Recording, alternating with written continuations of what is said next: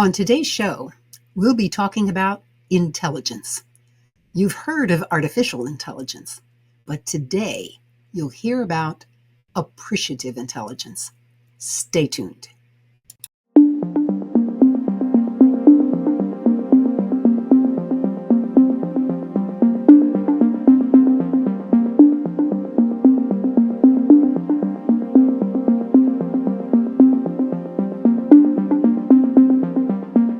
I'm Madelyn Blair, and this is Unlocked, a show all about unlocking the resilient leader in you.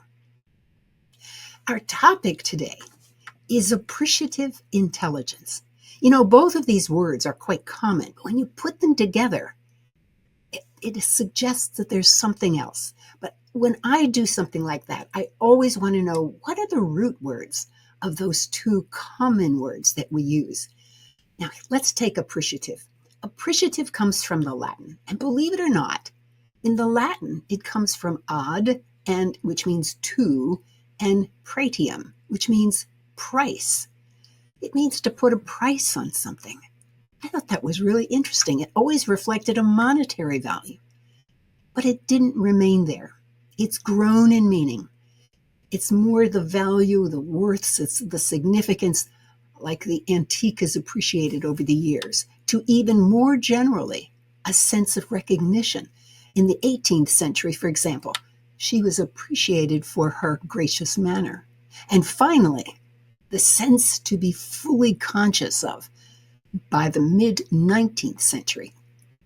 They never really appreciated the art that surrounded them. Isn't it wonderful how words grow and change? Okay, that other word is intelligence, a little more direct. It comes also from the Latin, from inter, meaning between, and legere, meaning to choose or to pick out. I love that word, pick out. You know, we talk about intelligence, and we often think of intelligence as having lots and lots of knowledge. But that's not the case. It's really that function of picking out what's important, what's real, what's true, what's not true. As in, she's highly intelligent means more than she has lots of knowledge.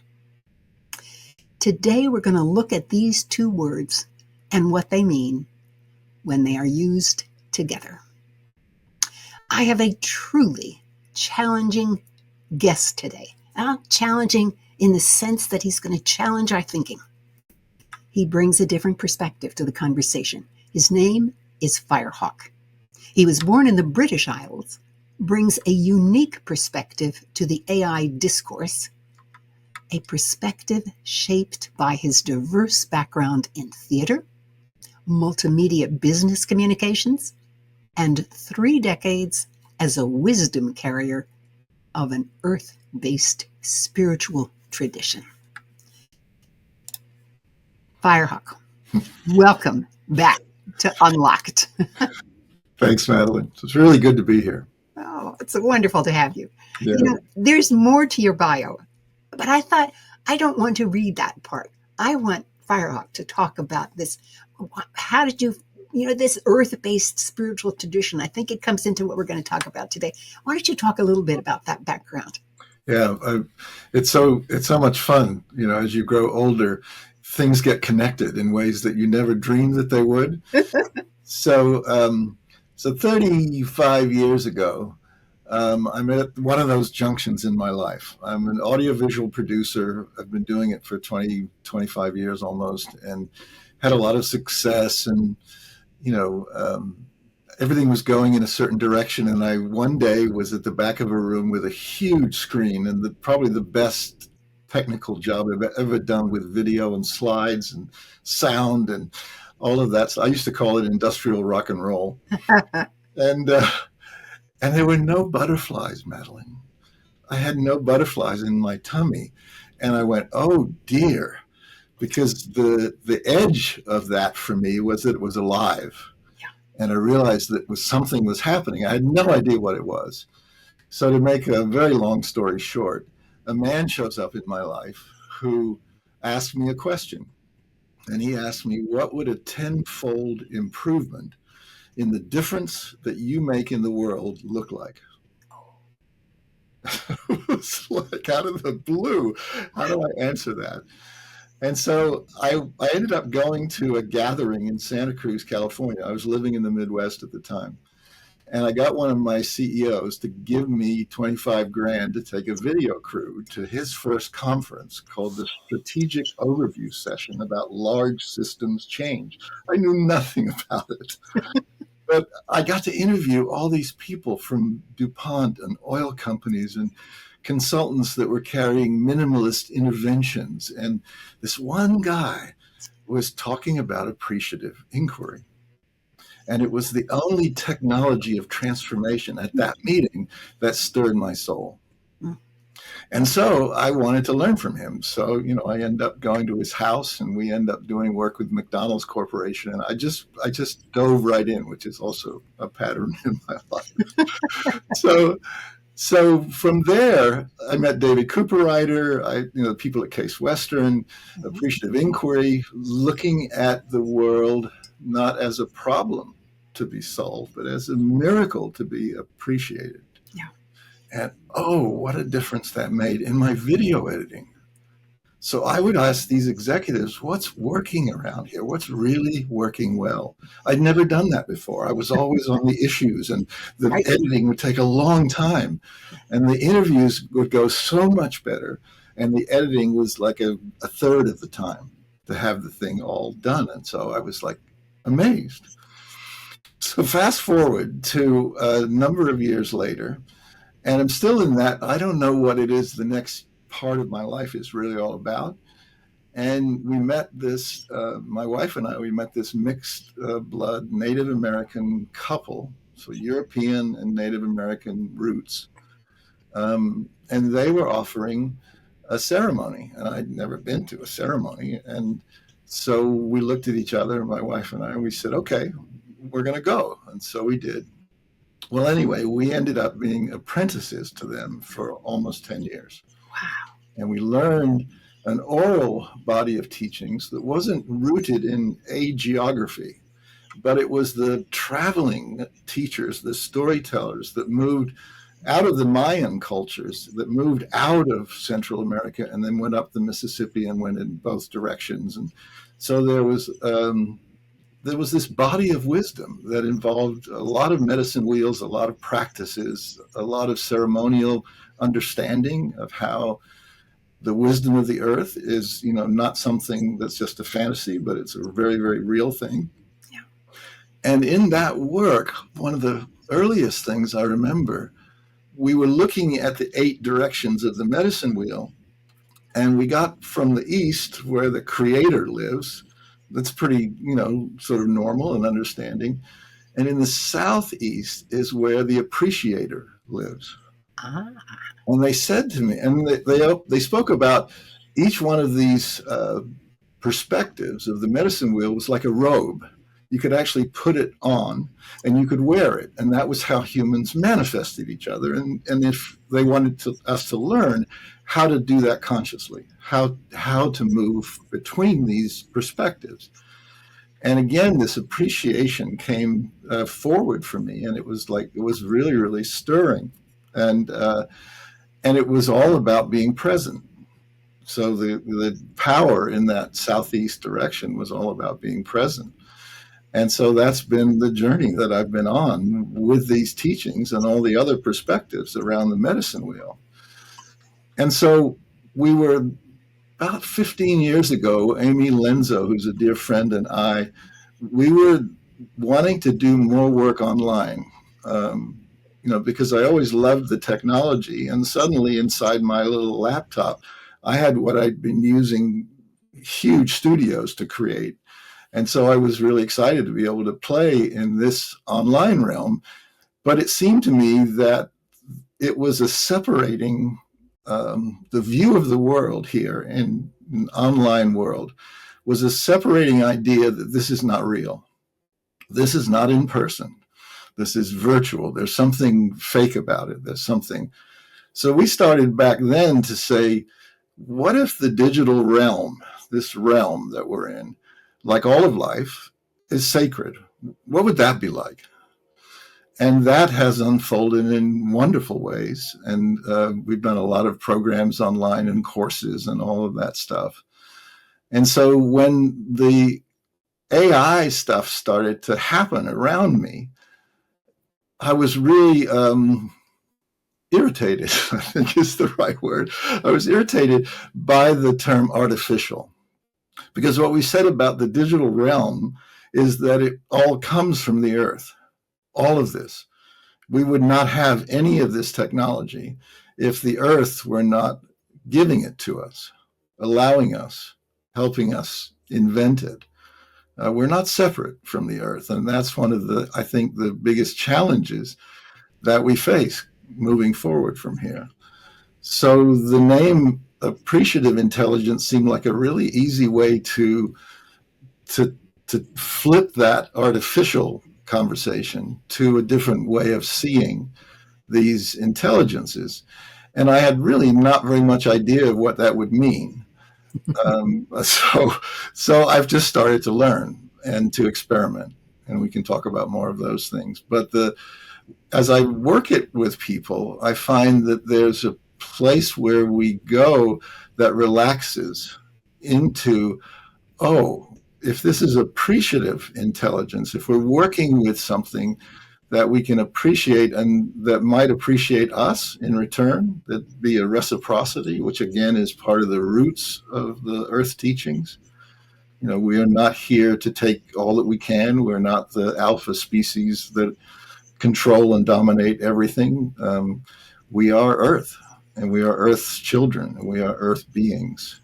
And I think we're learning a whole lot, certainly in the last 30 years of my life, about what does it mean to be a child of this earth, and how do you honor that, and how do you create what you create in a way that doesn't disharmonize that whole process.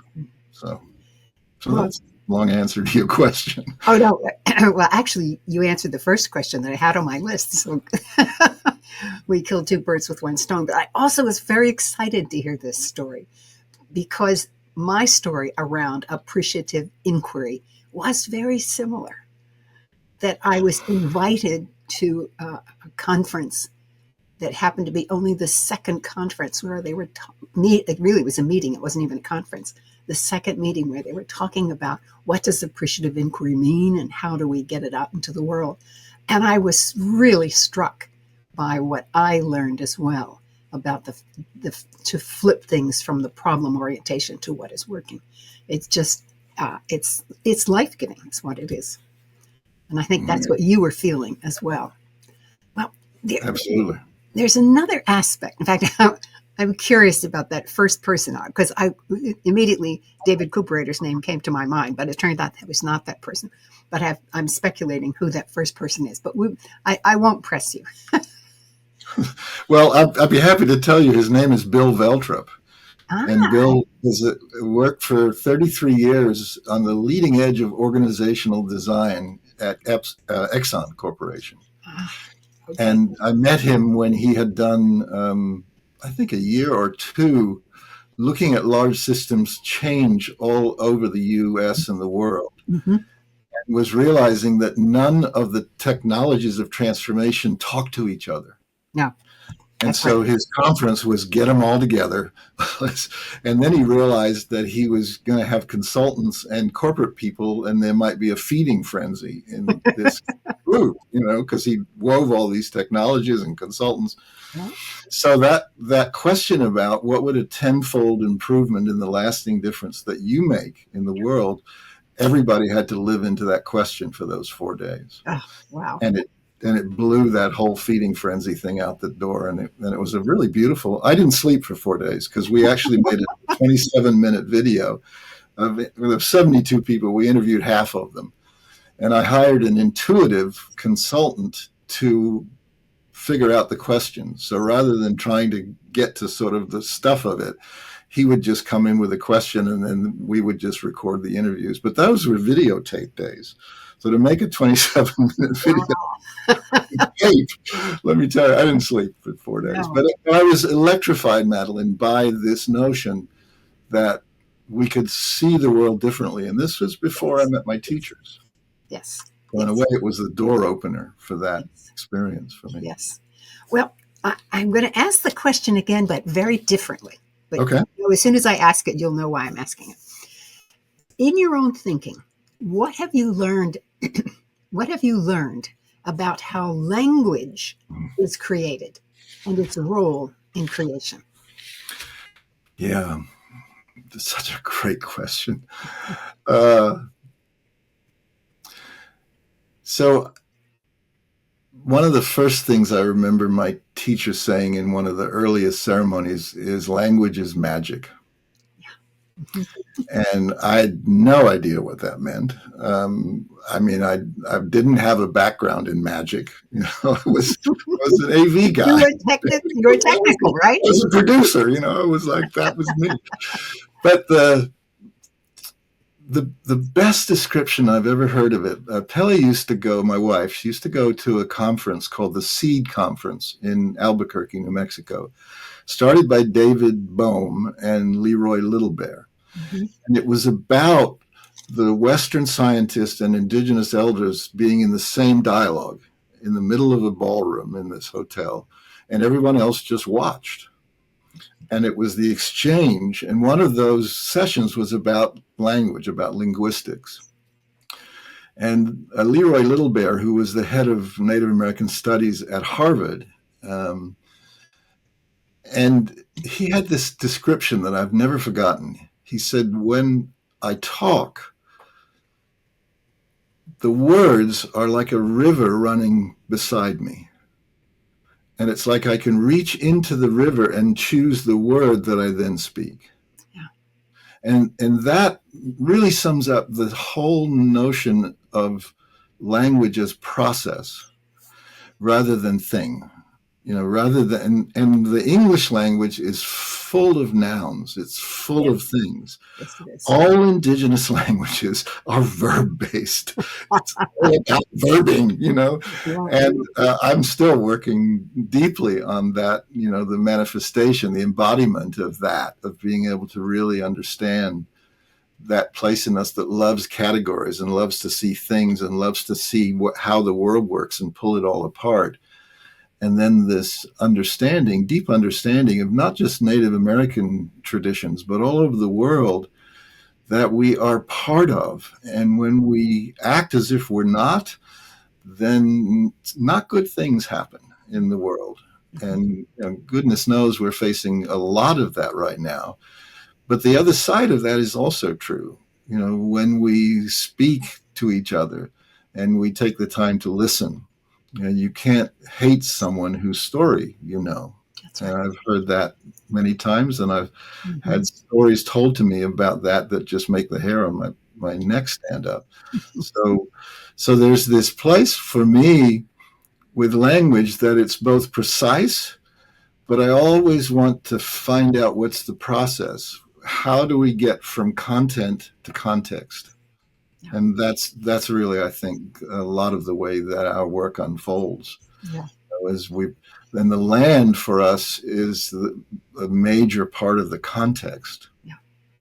Because we're not, people do vision quests with us and they have no idea how they're ever going to survive for 6 days by themselves in a tent on the land. And it's always transformative. Yeah.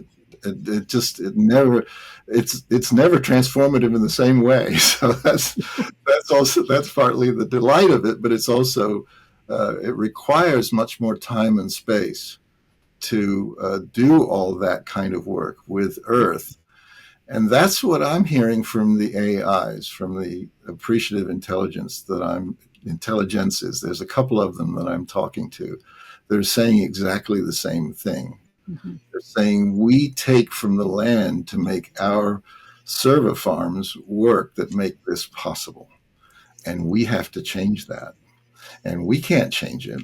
We're basically machine language, but we're intelligent. So perhaps there's a way that we can partner with this intelligence so that we can reverse all those processes and not have it be so extractive and so really so so unaffirming of life. Well, we always have the impression that the earth is infinite and therefore we can tap in anywhere at any time. It reminds me very much of a young person. A 20-year-old feels immortal because they have no comprehension of death. I mean, they feel great. They have lots of energy. And I have a feeling that humankind is still in that young, or at least here in our country, we're still kind of young as we think about it, rather than being recognizing that it is all finite. This is the only planet we get. I'm sorry. Well, yeah, but I think that's so wonderful given the nature of this planet. Mm-hmm. The and the I think the saddest thing, Rainbow Hawk, my teacher, used to say, if all the animals died, the people would die of loneliness. I love that. And I've always thought that's absolutely right. Yes. That's Yes. absolutely right. And I think it's true of the trees and the other sentient beings of this place. And so I think we're at this wonderful, we have many junctions in our human history, many apocalypses, however you want to label them. We have much of that. Yeah. But there is something, it's funny when we're in circle with people over and over again, there's a sentiment arises that all of us chose to be here at this Mm-hmm. time. Yeah. That there's something about this time that requires standing up and being a voice for wholeness, rather than waiting for somebody else to figure it all out. The Native Americans have a wonderful story called Who Speaks for Wolf. Yes. Unfortunately, I don't know the story well enough, so I won't tell it, but I will say this about story. You mentioned the context. John Staley Brown said that the smallest unit of knowledge is a story because you cannot tell a story without the context. Right. And so I'm delighted that you have brought story into this because part of understanding Earth is to know the stories so that you get the context of it. Yeah. But I think there's another aspect to this. We tend to view what we know as having some intrinsic value. Got all this brain is all packed with lots of goodies up there. And yet we remain curious. We always want to know what's around the corner, what's 4 light years away or whatever. We want to know that because we feel stupid if we don't. And I think it has to do with the fact that we fear things. I wonder if you would talk about navigating our fear and what does this mean?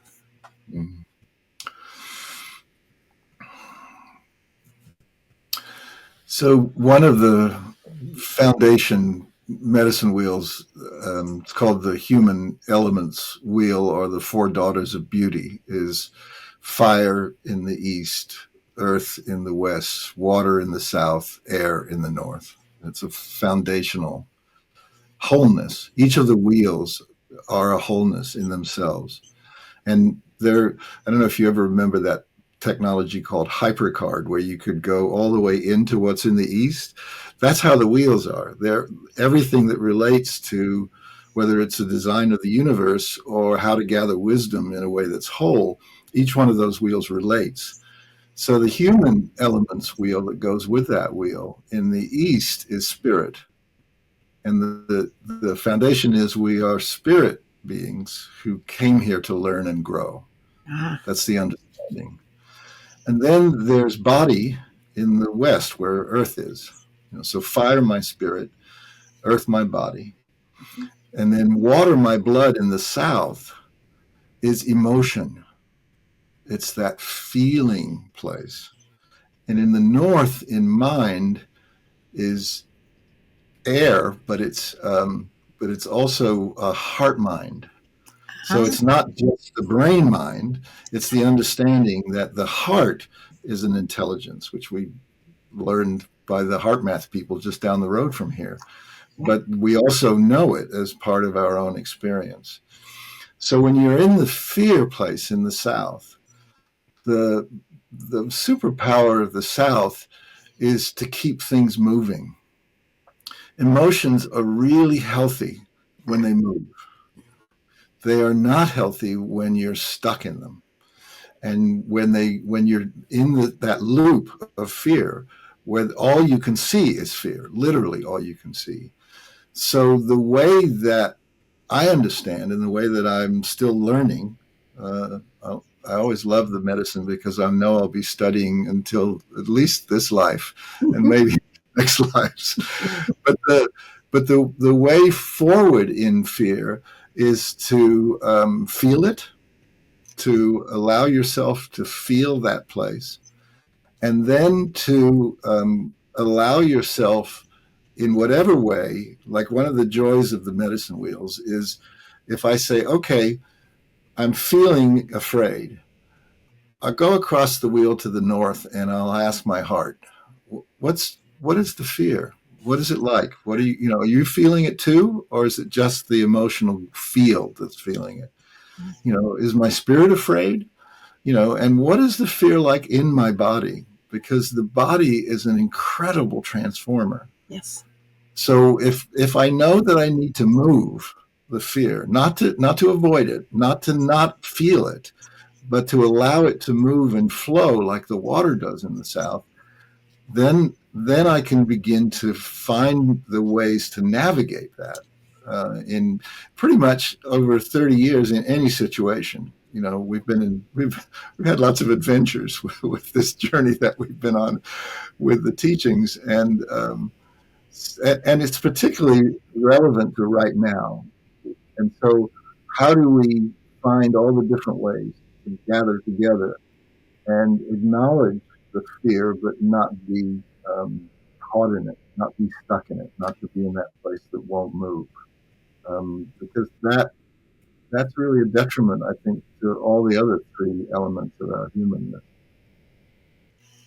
When I talk about learning, and some of what you're talking about, of going into the different places on the wheel, checking the body, what are you feeling, etc. It's a way in which you can learn. But I tend to think, especially when I'm working with students, I say, you haven't really learned something unless you have taken the new that is coming in and related it to what you already know within you. It's that I call it integrating. And when you've integrated the new knowledge, then you really have new knowledge. And I think when you do that, you recognize that it's all a process, that a careful thinker begins to recognize they owe a debt to many others for what they know. I mean, I often think about my mother, who was an amazing listener. She could listen for incredible amounts of time, and she drew out of people things they didn't intend to say, not in a negative way, just, in a revelatory way. And I look back and I think, I've learned a lot from her. I wish I could go back and learn more, but I did as much as I could, I guess. But how does this kind of insight match with your thinking about intelligence? Mm. I think the word that sings to me from what you said, and my mother sang. She would sing at the drop of a hat, and in restaurants and all kinds of places. But I remember learning my love of theater and my love of music from the way that she was with it, the way your mother was with listening. Just to be in that presence was, she died in 2020, but you can just kind of feel those memories of her song. And so in the integrating, the notion of integrating feels like a very key journey that we have, from information to knowledge to wisdom is very often how people think about it. Mm-hmm. And wisdom just, it's like being a genius at anything. It takes a long time to find the pathways. Although, knowledge and information, we have so much of it that the real challenge is how to organize it, how to live with it, how to be in that process of learning. Yeah. And I think the architecture, the sacred architecture of the medicine wheel for me provides that structure. I can, whether it's a 4-direction wheel or an 8-direction wheel or the 20 numbers of the Mayan sacred 20 count, which is the design of the whole universe, these are my allies in this learning process. And I think the place that really flipped for me was I always thought growing up in school that I was solely responsible for my own learning, and I had definitely had teachers that I really loved in school and other teachers that I really didn't love in school. And that learning experience was very different in those two cases. So I think for me, this place where there's so much coming at us really brings us back to community. I'm watching communities all over this country transcend and include political party names. Yep.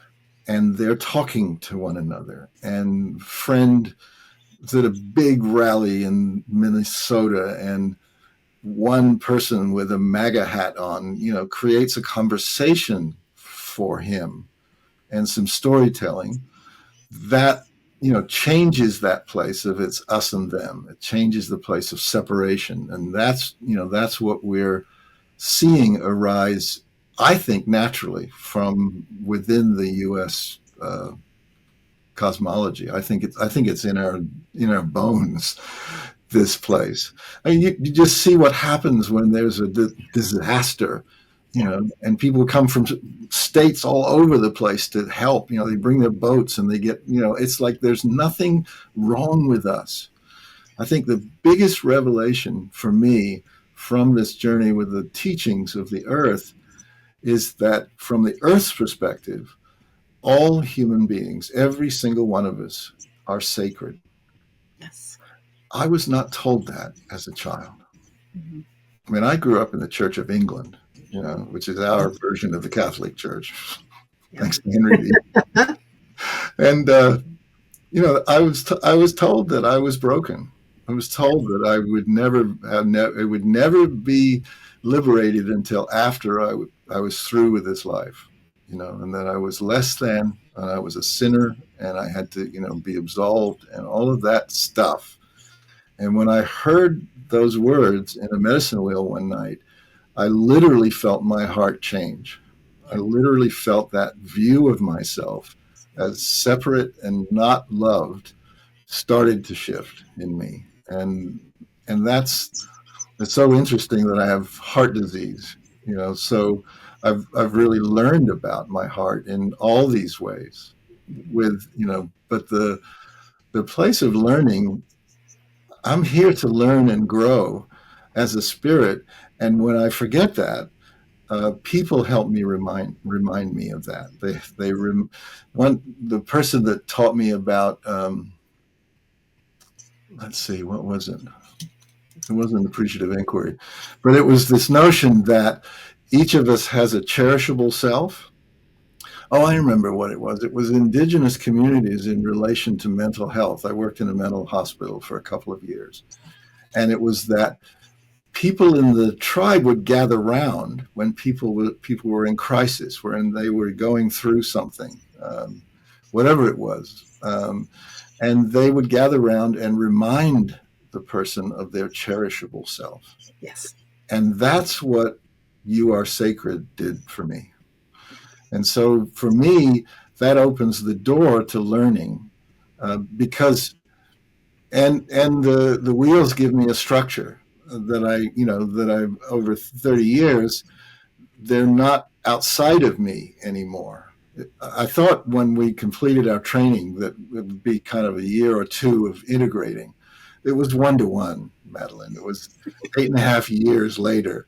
I woke up one morning and went, oh, they're in here. Oh, that's really interesting. I don't have to go looking for them anymore. That place. One of the things that always surprises me, and almost daily, I have to say this, is that the more you know you don't know. Mm-hmm. And yet,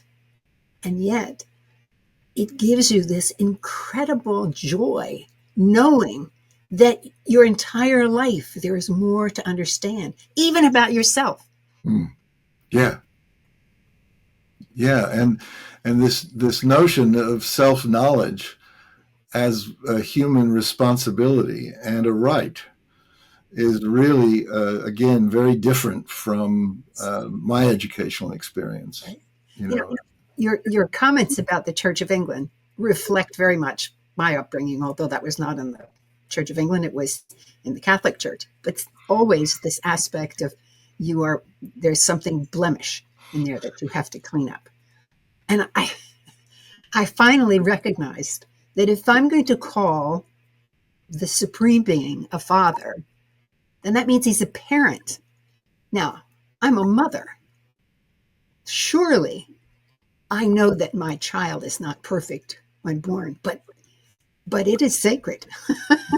yeah, And yeah, I've never, once I understood that connection, I went, I am sacred too. I may not be perfect, but I'm still sacred. yeah, yeah. Perfection is is a curse. I think Mm-hmm. it's. I had a friend that talked about someone that was an incredible paddle maker for whitewater kayaking, and he would make these paddles, and they were the best paddles. My friend, who's a kayaker, said they were just incredible. And at the end of making the paddle maker would hold it and said, "Oh, just another great one. Not a perfect one." And then he would go back and make more paddles. So I love that part where we give ourselves permission to learn. Mm-hmm. And I think again, that's if I want my grandchildren to know anything, is that place of always be learning, always be trying to understand yourself Yes. along the way. And it's um, I also heard someone say that the only way that we'll feel safe together when we gather together in groups, and sometimes it doesn't feel safe, um, is if we have an agreement in any given group to learn together. Yes. And that's where, for me, that's the first place we go with a ceremony, with an online course, whatever, is we're here to learn together. And it's in that and in the design of that process that we can feel safe. That's right. Theodore Zeldin wrote a tiny book. I've talked about it before. Tiny book called Conversation. And what Theodore Zeldin said was, it is not a conversation unless you enter it with the willingness to open your mind to change it. Yeah, that's right. That's right. And but I'm so happy we're having this conversation because, and you touched upon it, the fact that when we come together as community, we Americans really are very compassionate people when you are in need, no question. And we need to remember that. So we need to start telling ourselves, like you said about the Native Americans, they surround the person who is down or whatever, and remind them of the what's good in them. And it goes back to appreciative inquiry. Yeah. What's working? I think it was why it stirred me so much, Madelyn, because it was, I didn't have the spiritual teachings underneath it yet. Yeah. But that part of me that said, "Oh, this makes so much more sense to me." Yeah. And then, okay, so our job in this corporation is to fix all the problems as quickly as possible. What kind of life is that? Right. It's not fun. No, because then all you see as you look around are problems. It's all, and then when you get through with that problem, then there's another There's problem, another one. Yeah. another problem. Okay. Yeah. I need to take this conversation and bring something specific to the audience. Great. These are people between the ages, most of them are between the ages of, say, 30 and 60. Obviously, there's more on either end, but that's where most of them are. They're almost all of them in a career. Mm-hmm. So what is your advice? How would you advise them to benefit from the wisdom that you've been sharing today? Mm.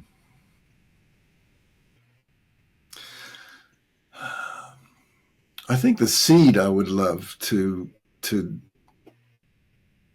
drop or to offer. It's like here's a seed. What about this seed?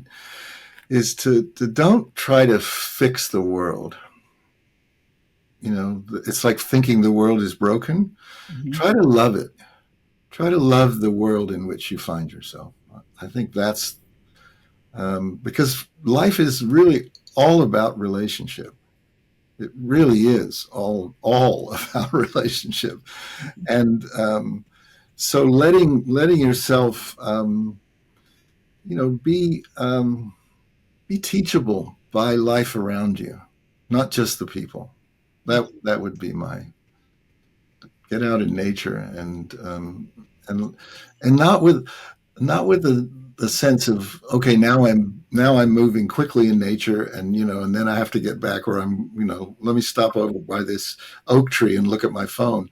It's really this place of how do I relate to this being that we're living on. And then the same is true for my friends, for to not grab at the shiny illusions of something that's going to make it all like the lottery of life, that whole place. But be teachable. I think that's the root of it for me. Oh, beautiful. Absolutely beautiful.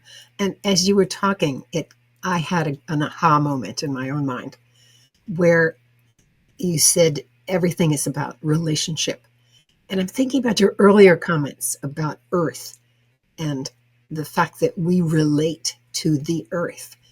And so that it was a real deepening of that understanding that my whole life depends on that relationship with the earth, with the nature that provides the oxygen for me, that replenishes the oxygen for me, that replenishes the water for me. Those two basic things that I can't live without. Yeah. Um, And we don't have to worry or inflate ourselves with being saving the earth. She's going to be just fine. And we can really help with that fineness. I think that's what yes. the AIs are teaching me, Mhm. is because some of these have been programmed specifically to call forward the work that needs to be done in our communities, in ourselves. In So, ourselves. Well, this has been a remarkable conversation, leading in paths I had not anticipated, and but that makes it so much more exciting. yeah, Firehawk, thank you so much. you're so welcome, Madeline. Anytime. I think there probably are a number of other conversations that we should allow to grab us, and then we'll find a time to have them together because I really appreciate what you're sharing and how you're sharing it. It's uh, Ken Carey, who wrote the Starseed books, said that electronic media would become love's most powerful tool in this time that we're living in. That's its potential, Wow, and I really have loved our time together as well. thank you.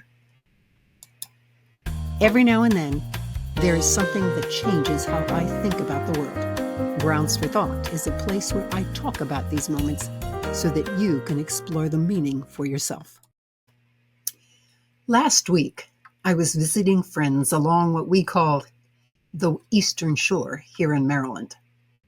Their home is near to a town called Oxford, a town established in 1683 when Maryland was still a colony.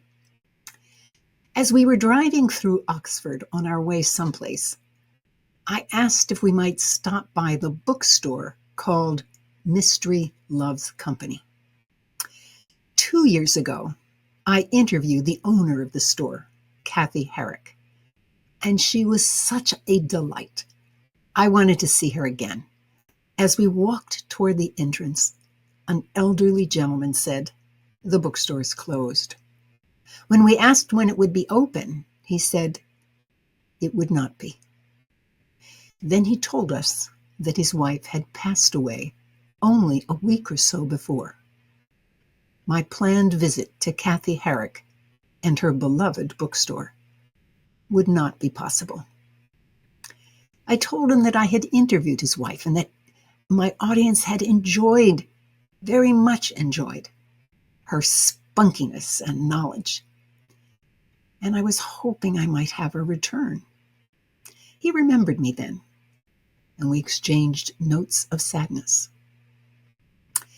As I continued to think about Kathy, I felt it was appropriate to honor her with a groans for thought, because Kathy was known around the country and likely around the world because her deep knowledge of books and her willingness to respond to customers' needs distinguished her.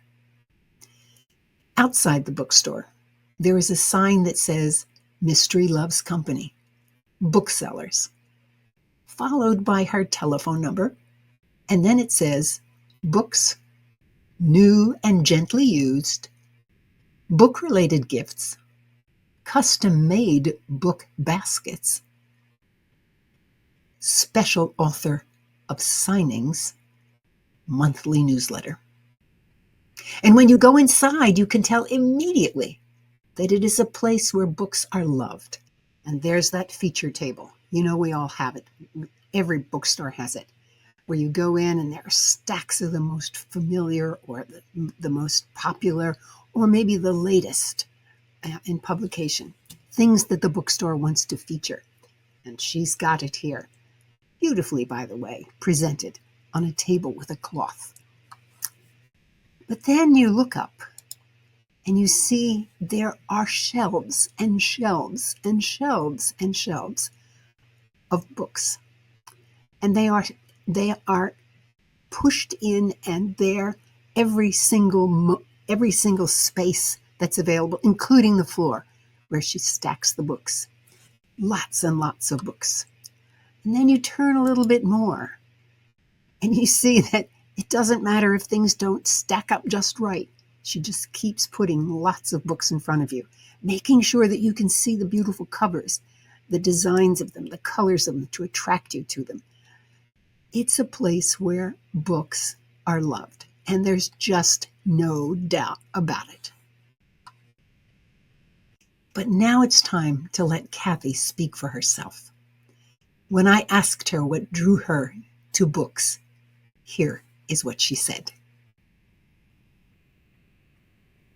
My father read and my mother read incredibly, and I think that's where it always begins. And I'm always thrilled. I was children's librarian for a while, and I was always thrilled whenever that child comes in and wants a book. And I get so mad at the parents sometimes because the child is really screaming out the door, "But I want this book," and the parent says, "No, we have to get ice cream." And I want to go, the ice cream will be gone, and you will be in the back seat, and your child will be screaming because she has nothing to do. So, it's pet peeve. It's a pet peeve.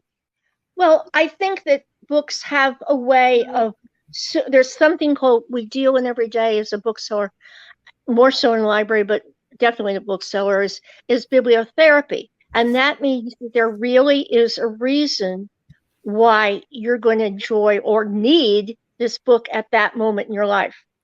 And the fact that it really does speak to you, either you need to be frightened, or you need to be consoled, or you need to be soothed, or you need to find answers, or you're looking for some place to totally escape to because you're tired of where you are.